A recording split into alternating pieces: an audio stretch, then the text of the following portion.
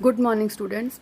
आज हम सुमित्रा नंदन पंत द्वारा रचित कविता बापू के प्रति का अध्ययन करेंगे। कविता का शीर्षक है बापू के प्रति, जो इनकी रचना युगांत में संकलित है। युगांत 1936 में प्रकाशित हुई थी।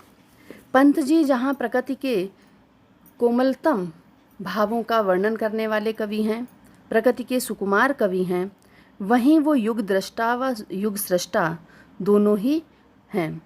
दोनों में ही उनकी विशेष रुचि है। एक तरफ जहाँ वो प्रकृति का वर्णन करते हैं, दूसरी तरफ इस युग के महान या महानतम हम कह सकते हैं महानतम व्यक्तित्व महात्मा गांधी का जीवन एक विशेष रूप से हमारे सामने रखते हैं, एक विशेष प्रकार से हमारे सामने रखते हैं। कवि ने गांधी जी को एक अनेक विभिन्नताओं से परिपूर्ण चरित्र के रूप में दर्शाया है और गांधी जी के माध्यम से एक ऐसे युग के निर्माण के बारे में कल्पना की है कि जहाँ पर चारों तरफ शांति हो, समृद्धि का वातावरण हो और जो अंग्रेज़ों की दास्तां से भारत दुखी था उससे आज़ादी मिले। कवि ने राष्ट्रपिता गांधी के आदर्शों को भारतीय संस्कृति का वाहक बताया है।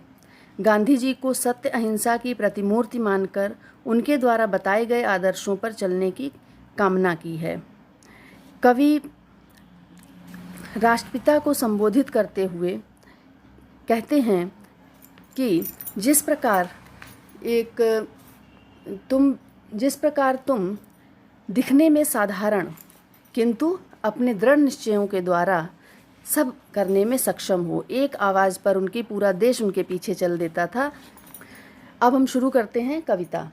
तुम मांसहीन, तुम रक्तहीन, हे अस्थिशेष तुम अस्थिहीन। कवि कहता है कि हे बापू, तुम मांसहीन हो।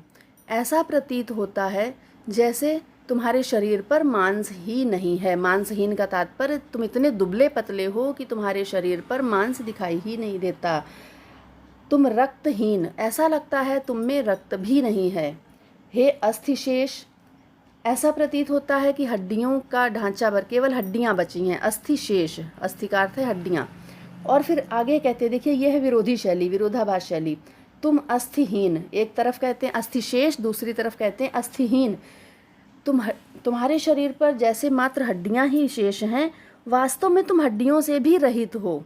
आगे कवि कह देता है, तुम शुद्ध बुद्ध आत्मा केवल, हे चिर पुराण, हे चिर नवीन। तुम्हारा शरीर बहुत दुर्बल है, उसमें मांस रक्त अस्थियां बहुत कम है और शरीर का आपके लिए महत्व ही क्या, क्योंकि तुम तो शुद्ध बुद्ध आत्मा हो। आत्मा को शरीर के लिए की इतनी आवश्यकता नहीं है, क्योंकि आत्मा स्वयं में शुद्ध है, पवित्र है और तुम उसी आत्मा के समान पवित्र हो, ज्ञान स्वरूप हो तुम। हे चिर पुराण, हे चिर नवीन, तुम शाश्वत रूप से प्राचीन भी हो, नवीन भी हो। तुम में प्राचीनता और नवीनता का एक समन्वय मिलता है। तुम पूर्ण इकाई जीवन की, पूर्ण इकाई, इकाई का अर्थ है एक। तुम केवल एक होकर भी एकमात्र हो, दिखने में तुम एक इकाई हो, परंतु तुम पूर्ण हो। इकाई वैसे पूर्ण नहीं मानी जाती, परंतु गांधी जी के लिए वो एक होकर भी पूर्णता को प्राप्त करते हैं, जिसमें ये सारा संसार लीन हो जाता है। तुम ऐसी इकाई हो जीवन की जिसमें ये असार भव शून्य लीन, भव का अर्थ है संसार, असार का अर्थ है सारहीन, ये सारहीन संसार लीन हो जाता है। आधार अमर होगी जिस पर भावी की संस्कृति समासीन। अंत में कवि कहता है कि हे बापू, तुम अमर नींव हो, तुम भारत की एक ऐसी नींव हो जिस पर भविष्य की संस्कृति का सुंदर भवन, संस्कृति समासीन, भविष्य की संस्कृति का समासीन, सम प्लस आसीन अर्थात स्थापित होगा। भविष्य की संस्कृति का सुंदर भवन स्थापित होगा। तुम मांस, अभी शुरू में क्या कहा, मांसहीन, अब कहते हैं तुम मांस, तुम ही हो रक्त, अस्थि निर्मित जिससे नवयुग का तन। कवि कहते हैं कि तुम ऐसा मांस हो, तुम ही वो मांस हो, तुम ही वो रक्त हो और तुम ही वो अस्थियां हो जिससे आने वाले नए भारत का, नए युग का शरीर निर्मित होगा, नए भारत का निर्माण होगा। अर्थात तुम्हारे ही, जिस प्रकार तुम हो, तुम अपने ही विचारों के रक्त से, अपने ही भावों के, अपने ही संघर्षों की अस्थियों से, मांस से एक नए युग का निर्माण करोगे, नए भारत का निर्माण करोगे, जिसमें ये जिसके लिए ये सुंदर भारत सपने देख रहा है, उस युग का तुम निर्माण करने में सफल होगे। इस पद्यांश में कवि ने बापू के प्रति, गांधी जी के प्रति अपने भक्ति भाव और श्रद्धा का प्रदर्शन करते हुए महानता का अद्भुत वर्णन किया है, उनकी महानता के एक अपूर्व वर्णन किया है।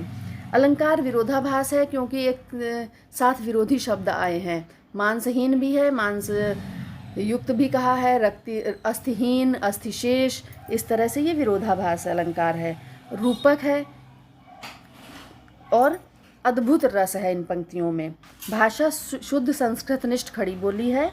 रस ओज, रस यहाँ पर वीर रस का, अद्भुत रस के साथ साथ वीर का समन्वय है और गुण। अब इस पद्यांश के प्रश्नोत्तर कुछ कर लेते हैं, क्योंकि परीक्षा में पद्यांश के बाद प्रश्नोत्तर दिए जाते हैं। हमें प्रश्नों के उत्तर उसी पद्यांश में से ढूंढने होते हैं। तो पहला प्रश्न आता है, पद्यांश के शीर्षक और कवि का नाम बताइए। पद्यांश का शीर्षक है बापू के प्रति और कवि हैं इसके सुमित्रानंदन पंत। जब भी कवि का नाम लिखते हैं, लेखक का नाम लिखते हैं, तो उसके पहले उस कवि या लेखक की एक दो विशेषताएं हमें जोड़ देनी चाहिए। जैसे सुमित्रानंदन पंत का लिखना है तो हम लिख देंगे प्रकृति के सुकुमार कवि सुमित्रानंदन पंत जी इसके रचयिता हैं। अगला प्रश्न होता है कि रेखांकित अंश की व्याख्या कीजिए। तो रेखांकित अंश कोई भी दिया जा सकता है, कोई भी पंक्ति की जा सकती है, पूरे पद्यांश की व्याख्या आपको पढ़नी है। अगला प्रश्न हो सकता है, प्रस्तुत पद्यांश के माध्यम से कवि क्या कहना चाहता है।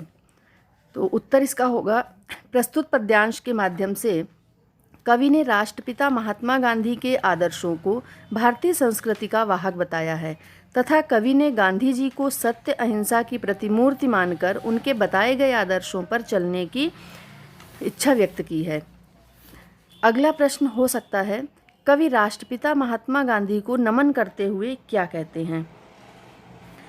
कवि राष्ट्रपिता महात्मा गांधी को कहते हैं कि तुम्हारे शरीर में मांस और रक्त का अभाव है, तुम हड्डियों का ढांचा मात्र हो।